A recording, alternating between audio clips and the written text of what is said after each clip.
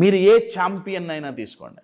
నేను నా వీడియోస్లో ఎన్నో రియల్ లైఫ్ ఎగ్జాంపుల్స్ ఇచ్చాను, ఎన్నో స్టోరీస్ చెప్పాను. దశరథ్ మాంజీ, ప్రీతి శ్రీనివాసన్, దీపా మలిక్, మహమ్మద్ అలీ, మీరు ఏ స్టోరీ అయినా తీసుకోండి. వాళ్ళు కష్టపడ్డారు కానీ ఎఫర్ట్. వాళ్ళకి సెట్ బ్యాక్స్ వచ్చినాయి కానీ డిమోటివేట్ అవ్వాల. వాళ్ళు ఫెయిల్ అయ్యారు కానీ పర్సిస్టెన్స్ వదిలేలా. వాళ్ళకి చాలా ఇబ్బందులు వచ్చినాయి కానీ ఇంటర్నల్ మోటివేషన్తో వాళ్ళు పనిచేశారు. ఎక్కడి నుంచి వచ్చింది ఇదంతా? వాళ్ళ చేసే పనిలో ప్యాషన్ ఉండటం చాలా పవర్ఫుల్ అండి. ప్యాషన్ అనేది, ప్యాషన్ లేని జీవితం ఒక్క మాటలో చెప్పాలంటే వాళ్ళు ఎలా ఉంటారంటే జీవశవాల్లాగా ఉంటారు. బతికున్న శవాలు.